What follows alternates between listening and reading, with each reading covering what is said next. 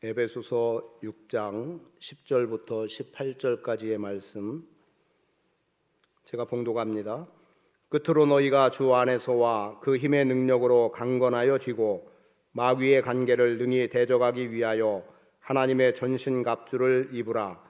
우리의 씨름은 혈과 육을 상대하는 것이 아니요 통치자들과 권세들과 이 어둠의 세상 주관자들과 하늘에 있는 악의 영들을 상대함이라.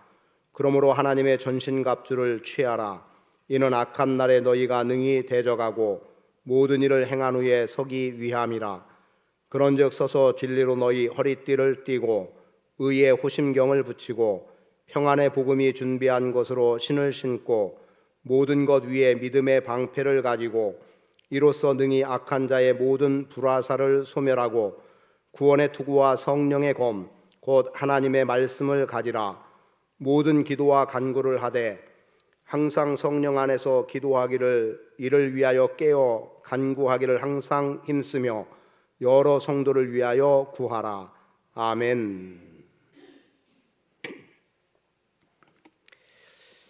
우리 믿음의 사람들, 그리스도인이라 불려지는 사람들은 영적 군사입니다. 하나님께서 당신의 백성을 교회에 삼아 주셨고 그리고 또 영적 군사로 삼아 주셔서 군인으로서 합당한 삶을 살아가게 하시는 거죠. 여기에 대해서 디모데에서 말씀을 통해서 주시는 바는 영적 군사는 자기의 일에 매이지 않는다는 것이고 그리고 부른 자의 뜻에 합당하게 부른 자의 기쁨이 되도록 힘써야 한다는 것을 말씀하고 있습니다. 우리가 하나님의 부르심 앞에 서서 주님의 몸된 교회로 세워져 나가는 것은 하나님의 나라를 이 땅에 이루어 나가는 것이고 하나님의 뜻을 성취해 나가는 겁니다. 그러하기 때문에 영적인 전쟁을 끊임없이 이루어 나가는 과정 속에 있습니다. 오늘도 광화문 일대에서는 기독교 단체가 모임을 갖습니다.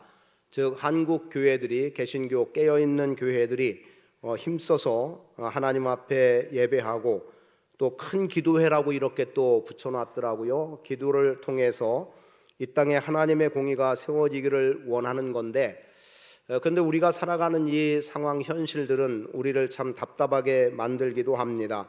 그래서 붙여놓은 내용이 뭐냐면 악법 저지를 위한 200만 연합예배 이런 제목을 붙여놨어요.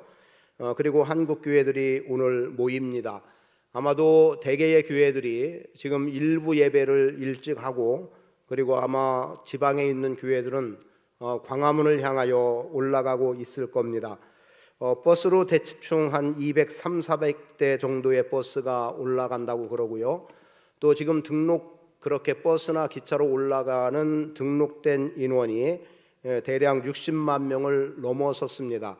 그리고 좀 크다 하는 대형 교회들이 서울에 많이 있기 때문에 서울에 있는 교회들과 또 등록되지는 않았지만 함께 개별적으로라도 참여하는 교회들을 합해보면 성도들을 보면 그래도 100만은 좀 뛰어넘지 않을까 싶은 마음이 있습니다. 우리도 어떤 모양으로도 좀 참여해 볼 방법을 찾다가 중간에 접하게 된 것은 교회 학교 교육부서 전체가 다 행사를 갖겠다는 계획을 하고 있었어요. 그래서 저는 차 한 대 정도는 좀 올라가면 좋겠다는 마음을 가졌다가 교회 학교 행사 때문에 그냥 스스로 마음을 접어뒀습니다. 대신에 오후 2시부터 있게 되는 광화문 일대에서 갖게 되는 이 연합 예배에 영상을 통해서 함께 동참하기를 원하고 또 이 자리에서 함께하면 더 좋기도 하겠지만 그렇지 못하더라도 집에 가셔서 어떠한 방법으로라도 영상을 통해서 함께 동참할 수 있기를 원합니다. 이 말을 하는 것은 이 또한 영적인 전쟁과 다를 바 없는 거예요. 우리가 아주 기본적으로 갖고 있는 것은 개별적으로 차별하는 것에 대한 금지법, 그것은 누구라도 환영할 만합니다. 예를 들어서 장애인을 우리가 차별해서는 안 된다. 그 뭐 당연한 것 아니겠습니까? 그리고 말 그대로 인권을 존중한다는 측면에서는 장애인들에 대해서 그들을 높여주고 또 그들을 또 안전하게 하고 또 그들의 어려움을 해소할 수 있는 방법들을 찾아 나가는 것 대단히 중요한 의미가 될 겁니다. 나보다 못하다고 건강적인 면에서 어떤 장애가 있다고 해서 우리가 인격을 무시하고 사람을 함부로 할 수 있는 것은 아닙니다. 그런 면에서 본다고 하면 개별적 차별금지법은 우리에게 꼭 필요한 부분이라고 여겨집니다. 문제는 포괄적 차별금지법이라는 데 문제가 있습니다. 이 시간에 그것을 언급하고자 하는 의도는 아니고요. 다만 영적인 전쟁이 이와 다를 바 없다는 것을 인식해야 될 필요가 있다는 생각을 갖게 되는 거예요. 마침 이 일이 있기 전에 먼저 한 달여 점검할 내용 속에 오늘 우리가 하나님의 전신갑주를 입는 영적 전쟁을 하기 위해서 무장하는 것을 점검해 볼 필요가 있다는 생각을 했던 차에 마침하고 오늘 모여지게 되는 이 광화문에서 열리는 기독교의 연합예배. 자, 포괄적 금지법 뭐가 문제겠습니까? 이것은 말 그대로 차별을 하지 말아야 된다라고 하는 당위성에 포괄이라고 하는 이미지를 붙여놓음으로 인해서 어떤 것도 범접하기 어려운 상황들을 만들어가게 된다는 거죠. 참 미련하게 들릴 만한 소리처럼 여겨지겠지만 이미 이러한 제도 속에 있는 나라들에서 나타나는 부작용의 단적인 한 예만 언급해 드리겠습니다. 예를 들면 제가 남자 아닙니까? 그래서 오전에 남자로 살아가요. 그러다가 필요에 따라서 또 내가 마음의 어떤 동요에 따라서 내가 점심 식사 이후에는 여자가 되겠다. 그래서 나는 이제 여자다라고 하면 말 그대로 여자 화장실을 들어갈 수도 있고 여성들의 목욕탕을 들어갈 수도 있고 이런 상황들이 일어난다는 겁니다. 외국에 있는 사례들의 한 부분이죠. 물론 우리는 예의 범절이 분명한 나라이기 때문에 그러지 않을 거라고 생각할지 모르겠어요. 그러나 이미 우리가 기대할 만한 어떤 기대치는 무너져 버리고 있습니다. 그래서 우리가 상상도 하지 못할 일들이 우리 주변에 일어나고 있다는 것을 알아야 합니다. 그래서 오늘 우리는 영적 무장의 한 영역을 오늘 말씀을 통해서 살펴보면서 특히 오늘 우리 마음 안에 있는 영역을 좀 점검해 볼 수 있는 기회가 되기를 원합니다. 우리 그리스도인들은 영적 싸움을 감당해 나가는 사람들인데 예수 그리스도의 구속의 은혜, 즉 예수의 핏값으로 사신받은 우리는 죄의 삭선 사망이라고 하는 선언에서는 자유로운 인생으로 살아가고 있습니다. 왜냐하면 우리에게는 이미 예수 그리스도를 통한 영원한 생명이 주어졌기 때문에 그렇습니다. 그러나 우리에게 분명한 것은 죄의 삭선 사망이라고 하는 죽음으로부터의 벗어남에서는 자유한 인생으로 살아가고 있음에도 불구하고 아직까지도 이 땅을 지배하고 있는 세력은 악한 영의 세력이기 때문에 마귀가 이 땅을 다스리고 있기 때문에 그래서 오늘 우리가 하나님의 백성이라고 일컬어지는 그리스도인들마저도 죄의 세력, 죄의 영향력 아래는 여전히 놓여있고 매여있기도 한다는 것을 잊어서는 안 됩니다. 만일 그것을 잊어버리면 우리는 어떻게 되냐? 그냥 죄가 죄인 줄 모르고 살아가게 될 수밖에 없습니다. 그래서 우리가 깨어 있어야 된다라고 한다면 분명히 죄의 세력이 우리를 지배하려고 하고 있고 악한 영의 세력이 우리를 계속해서 죄의 유혹으로 끌어들이고 넘어지게 하려고 하는 속성이 있다는 것을 알아야 합니다. 그래서 적지 않은 그리스도인들이 또는 영적 지도자들이 마귀의 괴계에 의해서 그 계략에 의해서 넘어지기 쉬운 일들을 겪게 되는데 아니 그걸 분별하지 못하느냐 이렇게 말할 수 있겠지만 마귀의 계략은 우리에 대해서 속임에 능한 영역이기 때문에 속임에 능한 자들이기 때문에 오늘 우리가 참인지 거짓인지 분별하지 못하는 가운데 넘어지는 성향들이 있음을 보게 되죠. 그래서 죄라고 여기지 않았는데 돌아보니 죄가 되고 지금 보니 죄가 되는 일들이 참 많이 우리 주변에서도 일어나고 있습니다. 다만 우리는 그때그때 돌이켜 회개할 수 있는 기회가 주어진다는 것 때문에 감사한 일이고 그래서 여전히 죄의 삭선 사망이라는 선언에서 자유하다, 즉 이기며 살아가는 자가 되고 있는 거예요. 다만 우리가 무방비한 채로 살아가다 보면 우리는 속절없이 무너지기 쉬운 것이 우리의 삶이다. 다만 말씀드린 그대로 이 땅을 다스리는 게 마귀의 세력인데 하나님의 사람들이 얼마나 믿음 안에 신실하게 서가고 이 영역 하나님의 나라가 이 땅에 임하기를 구하며 나가느냐에 따라서 하나님이 다스리는 통치의 영역은 점점 넓어지게 되는 거죠. 그렇게 본다고 하면 전국에 있는 교회들 위에 하나님의 임재하심이 있고 이 땅이 거룩한 백성이 되고 이 땅이 구별된 땅이 되기도 하고, 오늘 교회들이 모이고 하나님의 사람들이 모여드는 광화문 일대가 결국 하나님의 다스리는 땅이 되고 마귀의 세력이 쫓겨나는 그러한 놀라운 일들을 경험하게 될 겁니다. 이런 측면에서 볼 때 오늘 우리는 끊임없는 그리스도인으로서의 영적 전쟁, 영적 싸움을 하며 살아가게 된다는 거죠. 그런데 우리가 삶을 살아갈 때 단순히 사람과 사람과의 관계의 문제더냐? 아니라고 본문은 분명하게 말씀하고 있는 것을 보게 되죠. 무엇라고 말합니까? 우리의 씨름은 12절에 혈과 육을 상대하는 것이 아니라고 말합니다. 즉 사람을 상대하는 게 아니라는 거예요. 이 세상의 어둠의 권력자들, 세상 주관자들, 하늘에 있는 악한 영들을 우리는 상대하기 때문에 우리가 그들과 맞설 만한 힘을 가져야 되고 그들과 맞서 싸울 수 있는 방비의 역할을 잘 감당해야 한다는 거죠. 그런데 여러분, 마귀가 우리를 넘어뜨리려고 할 때는 한순간도 거침없이 우리를 공격해 오는 거예요.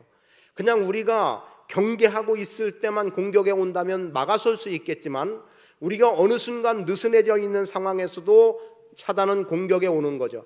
아니, 오히려 그때를 더 틈타고 노려서 우리를 공격해 오는 것들을 보게 됩니다. 그런 결국 거기에 속절없이 무너질 수밖에 없는 게 우리의 모습이고 우리의 문제라는 거죠. 왜냐하면 우리는 영의 세계를 이길 수 없기 때문입니다. 그래서 성경은 우리에게 말씀하죠. 오히려 성령을 힘입으라는 거예요.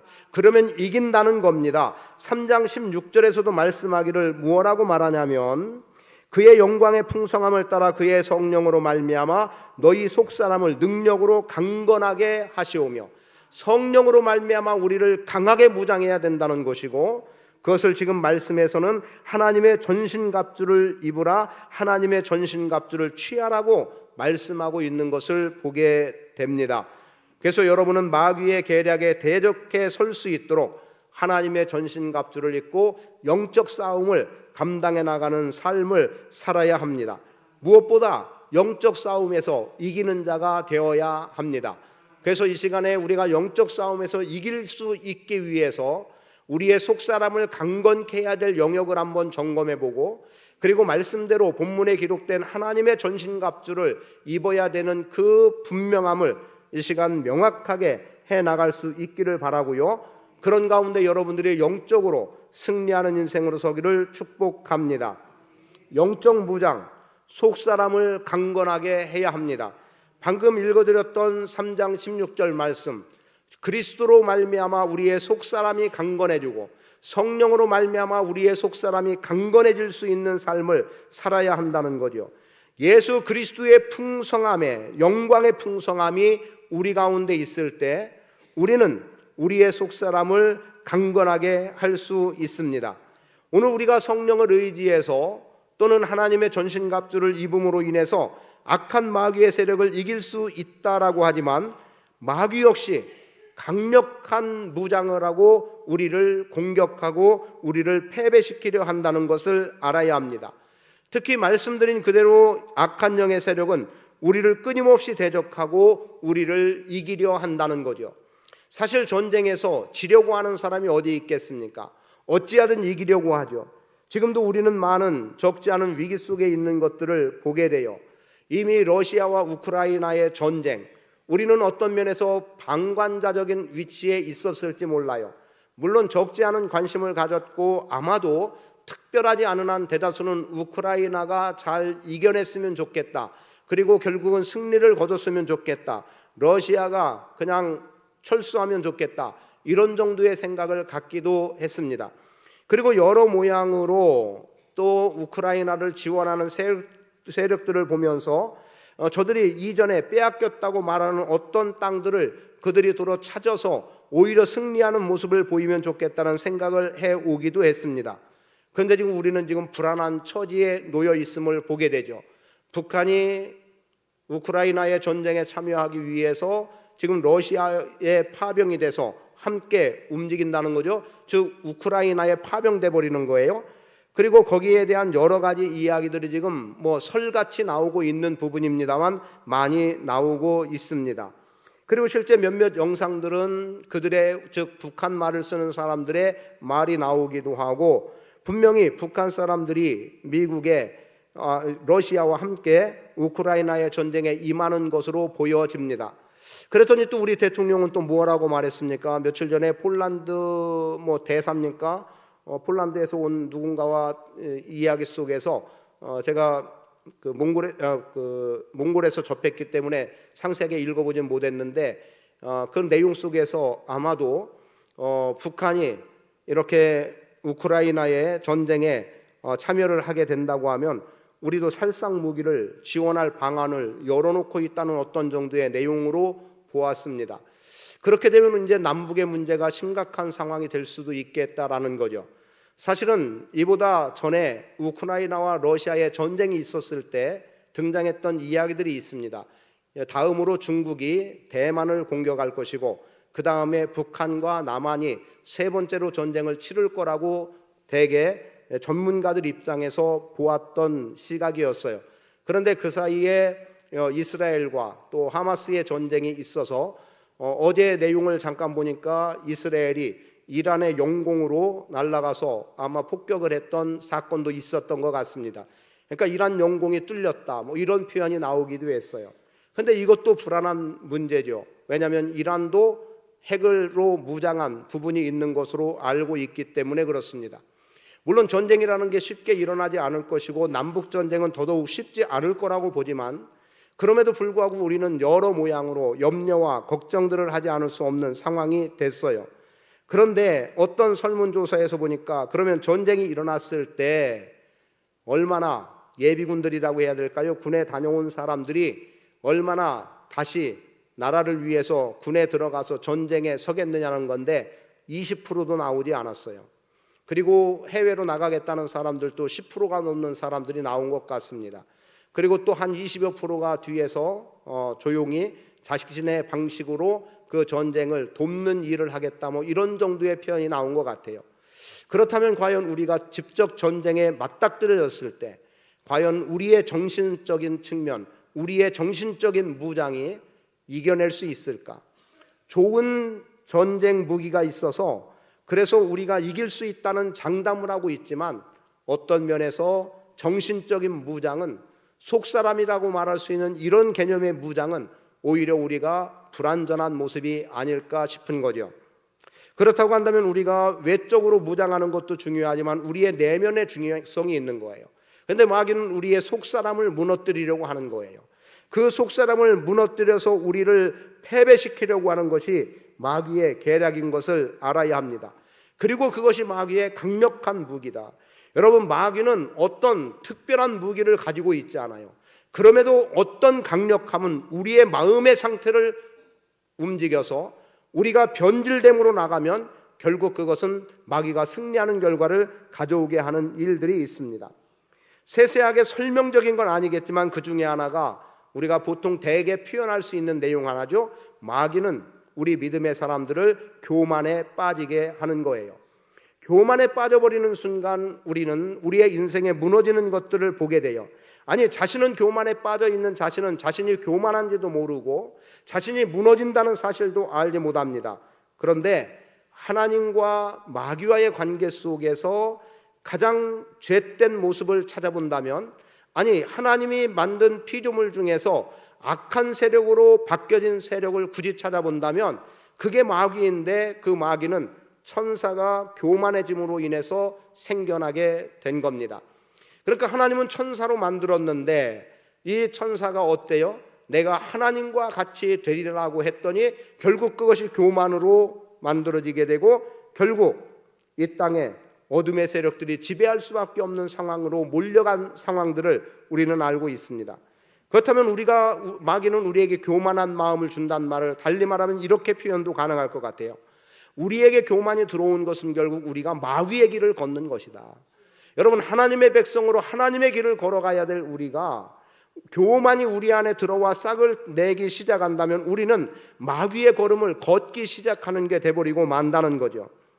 그래서 오늘 우리는 대적할 힘을 상실해버리고 그리고 마귀를 닮아가는 정도로 살아갈 수밖에 없다는 것을 표현하고 있습니다. 이것은 교만의 차원은 아니지만 얼마 전에 보았던 내용 가운데 하나인데요. 파리 올림픽에서 메달을 땄던 선수들이 국내 대회 전국체전을 얼마 전에 지금도 하고 있나요? 지지난주쯤에 보았던 것 같은데, 그런데 거기에서 아주 나락으로 떨어져 버리는 듯한 어떤 표현들이 나왔어요. 그래서 오히려 국내 대회에서 제일 잘하는 선수로 뽑혀서 세계 대회에 나간 건데, 그들이 메달을 따고 돌아와서는 정작 다시 국내 대회에서 어떻게 돼요? 그냥 국내 대회가 무덤같이 돼버린다는 어떤 의미의 내용이었습니다. 물론 그것은 얼마든지 이해가 가능해요. 무슨 이야기냐면 지금까지 어때요? 열심히 준비해 와서 메달을 딴 거예요. 그러면 긴장도 풀릴 것이고 쉬고 싶은 마음도 있을 것이고, 어떤 사람은 이제 내가 성취할 거 성취했다고 그냥 다 접어들 수도 있는 거고, 그런 속에서 경기에 나가면 어떤 실력이 많이 나오겠습니까? 부족함이 분명히 있을 수 있겠지요. 자, 그거를 정당화시키고 싶진 않지만 만약에 그런 마음이 교만한 마음이라고 생각한다면 결국 가장 높은 자리에서 떨어지는 결과를 가져오는 거예요. 교만은 바로 그런 결과를 가져옵니다. 그런데요, 인터뷰한 어떤 선수의 내용을 들어보니까 얼마나 치열하냐면, 그 올림픽에 나가는 선수들에게 4년이라고 말하면 안 된다는 거죠. 그들은 그 종목의 첫 발을 딛는 순간부터 여기까지지 4년 준비해서 이번 올림픽에서 좋은 결과를 가져온 게 아니라는 거예요. 다만 4년에 한 번씩 올림픽이 열리니까 우리가 그렇게 말할 뿐이지, 여기 첫 발을 디딘 순간부터, 어떤 사람은 초등학교 1학년 때부터 첫 발을 딛고 와서 지금 한 20여 년 된 지금에야 열매를 보는, 그 오늘 우리 그리스도인들도 마찬가지입니다. 예수 그리스도를 믿음으로 말미암아 구원받았다는 그 첫 발부터 우리는 영적 싸움을 시작해 오는 거예요. 그리고 우리는 끊임없이 이기는 자가 돼야 되는 거예요. 우리는 지금 승리했다고 그 승리에 도취할 수 있는 게 아니라는 거죠. 왜냐하면 마귀는 우리의 마음을 움직이기 때문에 그렇습니다. 그래서 오늘 우리 안에 행여라도 교만한 마음이 없기를 바라고, 내가 혹 교만하다, 아니면 다른 사람에게서라도 교만하다는 말을 듣고 있다고 한다면 이것은 마귀가 내 마음을 흔들어서 나에게 교만한 마음을 주어서 나를 마귀에게 패배시키려고 하고 있다라고 생각하시고, 그리고 마귀가 되는 길에서 벗어날 수 있어야 하겠습니다. 그리고 또 하나는 우리에게 있어서 마귀가 갖고 있는 무기는 우리로 하여금 의심하게 하는 거예요. 하나님께 대한 의심도 있고 사람에 대한 의심도 있습니다. 의심이라고 하는 것은 우리의 믿음을 약화시키고 믿음을 깨뜨리는 결과를 가져오는 거예요. 그래서 우리는 결코 사람에 대해서 의심을 가져서는 안 됩니다. 사람을 의심하기 시작하면요, 아무것도 아니고 별것 아니라고 여길 만한 것도 커다란 문제로 부각시키고, 그리고 그냥 끝장나는 일들을 간혹 보기도 합니다. 여러분, 의심하지 않는 것 중요합니다. 그런데 마귀는 우리에게 의심이라고 하는 우리의 마음을 흔들어 놓음으로 인해서 하나님을 의심하게 하고 누군가를 의심하게 해서 우리의 믿음을 자꾸 떨어뜨리려고 하는 이러한 계책을 갖고 있다는 것 또한 알아야 합니다. 그래서 의심하지 않기 위해 우리의 속사람을 성령의 능력으로 강건케 하는 일이 우리에게 필요하다는 거죠. 또 어떤 경우는 우리에게 분노하게 하는 마음을 주는 거예요. 성경은 우리에게 뭐라고 말합니까? 분을 내어도 죄를 짓지 말라고 하는데, 분노하면 거의 죄짓게 되어 있습니다. 그리고 분노와 관련해서는 성령 안에서 행할 일을 분노함으로 인해서 성령 안에서 행하지 못하는 경우를 보게 돼요. 그래서 결국 이루어야 할 것 이루지 못하고 성취해 나가야 될 것 성취하지 못하는 결과들이 있는 것을 보게 되죠. 그 분노 때문에 포기하기도 하고, 분노 때문에 그냥 집어 던져버리기도 하고, 그래서 분노 때문에 사람과의 관계도 깨어져 버리는 이러한 일들이 있는데, 이러한 분노케 하는 방법으로 우리의 마음을 흔들어서 마귀는 승리하기를 원하고 있다는 거지요. 그리고 다툼이라는 것도 있을 수 있겠습니다. 다툼은 어디로부터 나옵니까? 남에 대한 이해나 배려가 없이 자기중심일 때 다툼이 나오는 거예요. 상대를 존중하지 않을 때 다툼은 나오게 돼 있습니다. 이 다툼 또한 우리로 하여금 하나됨을 깨어지게 하고 하나됨에서 등을 지게 만드는 것이기 때문에 결국 오늘 우리로 하여금 패하게 만듭니다. 그리고 우리 안에 긍휼의 마음을 빼앗아 버리는 거예요. 그래서 용서하지 못하게 하는 거예요. 상대가 무엇을 잘못하고 용서를 구해도 나 절대 용서할 수 없다는 거죠. 내가 너 때문에 어떤 모욕을 당했는데 또 그런 상황에 처하라고 너를 용서하느냐는 거죠.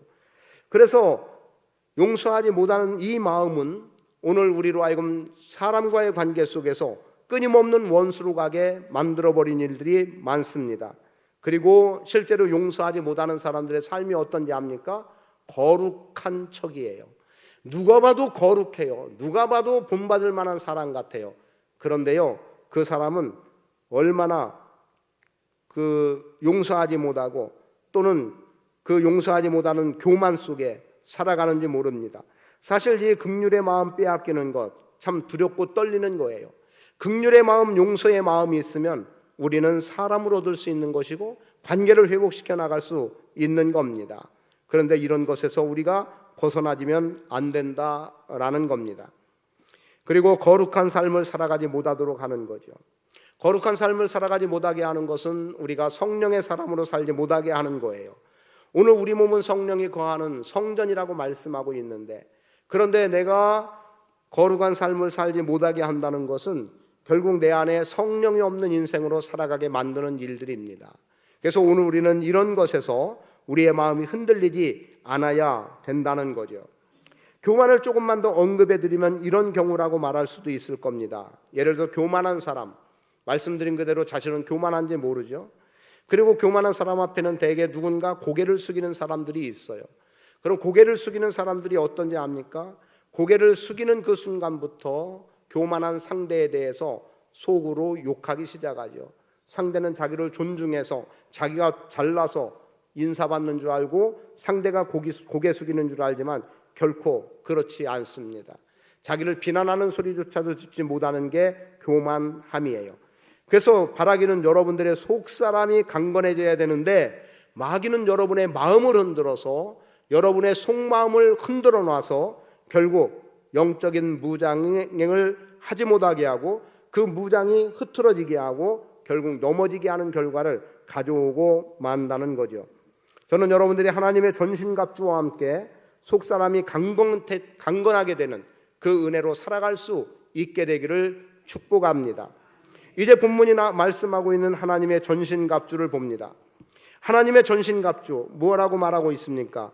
13절부터 말씀되는 바를 보면 그러므로 하나님의 전신갑주를 취하라 라고 말하면서 이는 악한 날에 너희가 능히 대적하고 모든 일을 행한 후에 서기 위함이라, 승리하게 하기 위함이라고 말씀해 줍니다.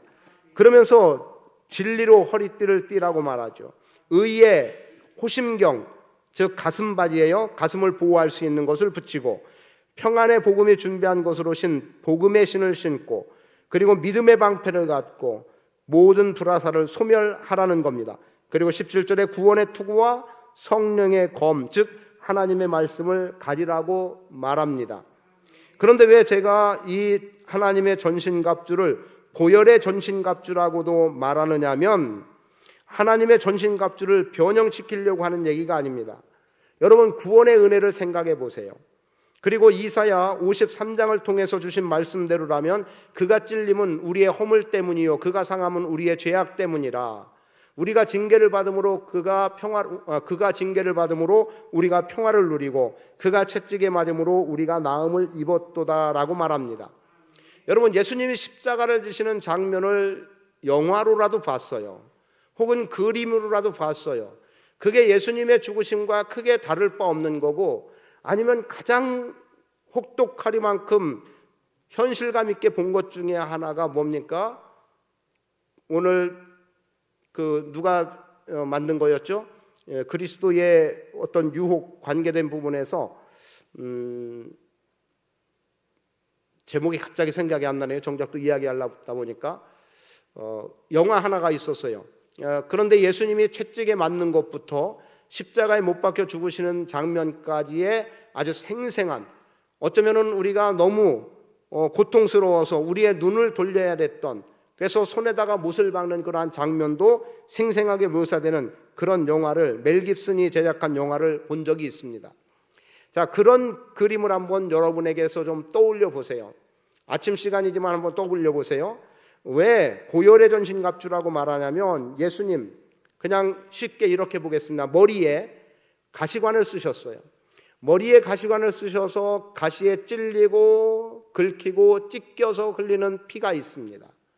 그리고 양손과 양발에 또 못이 박혔고, 그리고 또 옆구리는 창으로 찔렸어요. 죽음 여부를 확인하기 위해서 보통 다리를 꺾었는데 죽었다고 보고 옆구리에 창을 찔러서 물과 피를 다 쏟았다고 말합니다. 그리고 잡히시기 전에는 채찍에 맞아서 온몸이 다 찢겼어요. 그런데 그 채찍에 대해서 역사적인 고증에 의해서 찾아낸 채찍의 모양은 긴 가죽, 가느다랗고 긴 가죽끈에다가 엄지 손가락 요만하다고 할까요? 납덩어리를 달아놓고요, 그 납덩어리가 마치 낚시처럼 홈을 파놔서 박히고 뺄 때는 살점이 뜯겨지게 만드는 거였어요. 끝에 납이 달렸으니까 무겁지 않겠습니까? 그래서 채찍으로 치면은 그 납에 의해서 몸에 감기게 돼요. 그리고 피부에 박히는 겁니다. 뜯으면 살점이 뜯겨져 나오는 거죠. 자, 이런 모습에서 예수님의 십자가의 보혈, 피를 생각해 봐야 됩니다. 그러면 지금 말씀 순서는 아니지만 굳이 머리로부터 본다면 이런 거죠. 머리에 구원의 투구를 쓰라고 말합니다. 그리고 의의 흉배를 붙이고 진리의 허리띠도 띠고 손과 발에 성령의 검도 붙잡고 믿음의 방패도 잡으라고 말하고 있죠. 피 흘린 발에는 복음의 신을 신으라는 거예요. 여러분, 하나님의 전신갑주는 그리스도의 피와 관련한 모든 영역을 다 포함하고 있어요. 가시관에 의해 흘린 피, 구원의 투구, 손에 박힌 것 어떻습니까? 손에서 피 흘리는 것이 하나는 성령의 검이 되고 하나는 믿음의 방패가 되게 되고, 옆구리에서 흘리는 피는 뭘까요? 진리의 허리띠라고 말한다면 발에서 흘린 피는 복음의 신이 되는 거죠. 그리고 온몸에 채찍으로 맞음으로 인해서 흘린 그 피는 어때요? 호심경이라고 표현해도 좋을 것 같습니다. 그래서 굳이 오늘 저는 여러분에게 하나님의 전신갑주, 구원의 투구를 쓰고 또 성령의 검, 하나님의 말씀을 갖고 믿음의 방패를 준비하고 복음의 신을 신고 의의 호심경을 붙이고 진리의 허리띠를 띠라고 하는 이 모든 것들에 예수의 피로 연결해 볼 수 있기를 원해요. 예수의 피로 인해서 내가 구원받은 만큼 예수의 보혈로 무장하면 되는 거예요. 예수의 보혈로 무장한다는 데에는 예수의 이름으로 나를 온전히 감싼다는 거죠. 주님께 완전히 맡기고 주님께 온전하게 속한 자로 삶을 살아간다면 오늘 우리의 그리스도의 피가 우리를 구원에 이르게 하고 우리를 변화시키고 우리의 연약함을 고치시고 강건케 하는 놀라운 역사가 일어난다고 믿습니다. 여러분 안에 구원의 확신이 있기를 축복합니다. 구원에서 흔들리면 안 돼요. 그런데 이 구원은 머리로만 이해하는 구원이 돼서는 안 됩니다. 내가 주님을 만난 체험이 있어야 되고요. 그리고 성령께서 나를 붙잡아 주셔요. 사실 내가 성령의 검을 붙잡는다고 하지만 성령이 나를 붙잡아 주셔서 악한 대적하는 것들을 성령으로 물리칠 수 있고, 그리고 불화살이라는 표현이 나오죠. 그 말이 어디에 나오면 16절에 악한 자의 모든 불화살을 소멸한다고 말하는데, 지금 악한 세력은 끊임없이 우리에게 불화살을 쏘아오는 거예요. 그 불화살 중에 하나를 저는 앞에서 속사람을 흔들어 놓는 세력을 이야기한 거예요. 그래서 교만이나 또 불의한 거나 의심하는 거나 분노하는 거나 또 다투는 거나 또 거룩하지 못한 삶이나 이런 모든 것들에 대해서 지금 마귀는 끊임없이 우리를 공격하는 활을 쏘고 있는 거죠. 믿음으로 막아서야 합니다. 그래서 믿음의 방패를 붙잡아야 된다는 거고요. 그리고 우리는 복음의 신을 신고 어디든 복음을 가지고 달려갈 줄 아는 삶을 살아야 됩니다. 그리고 진리의 허리띠, 견고하게 우리를 붙잡아 나가는 거죠. 진리는 변함이 없는 거예요. 진리의 허리띠를 굳게 매는 순간 우리는 완전한 하나님의 전신갑주를 입은 형태를 갖출 수 있는 겁니다.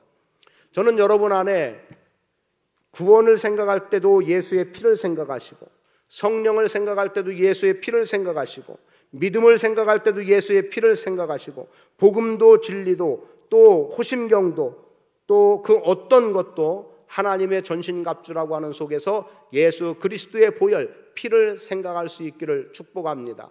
그리고 그 피의 권세, 피의 능력으로 승리해 나갈 수 있기를 축복합니다. 오늘 우리의 영적인 승리는 하나님의 전신갑주를 입을 때 가능하고, 오늘 우리의 영적인 승리는 예수의 보혈로 살아갈 때 가능한 일입니다. 예수의 보혈은 우리의 죄를 씻어주시기도 하고 우리에게 능력으로 나타나기도 하고, 특히 예수의 보혈은 오늘 우리 안에 치유의 역사를 드러내 보이기도 하는 거예요. 그 은혜로 살아가는 삶을 살아갈 수 있어야 합니다. 저는 여러분들이 영적으로 무장해서 영적 전쟁에서 승리하는 자 되시기를 축복합니다. 그리하기 위해서 하나님의 전신갑주를 입으시고 그리스도의 보혈로 정결케 되고 보혈로 감싸진 구원의 투구와 성령의 검과 믿음의 방패와 복음의 신과 의의 허리띠를 띠고 그리고 호심경을 붙이고 전장터에 나가 영적으로 승리하는 복 있는 성도 되시기를 축복합니다. 그럴 때 여러분은 믿음의 견고함 속에 영적인 승리를 하게 될 것이고 어떤 사단의 세력도 이기는 자로 서게 될 줄 믿습니다. 옆에 분들 권고해 주세요. 영적 전쟁에서 승리합시다. 자, 그래서 속마음을 점검할 때는 교만, 의심, 분노, 다툼, 거룩하지 못하게 하는 삶, 이런 것들이 내 안에 있는가를 돌아보시고, 또 용서하지 못하는 마음도 있는가도 돌아보시고, 그걸 점검해서 빨리 해결해 나가시고, 그리고 또 구원의 투구를 포함해서 복음의 신을 신는 데까지 여러분들이 완전하게 보혈로 무장하고 하나님의 전신갑주를 입고 행하는 복된 성도의 삶 사시기를 축복합니다.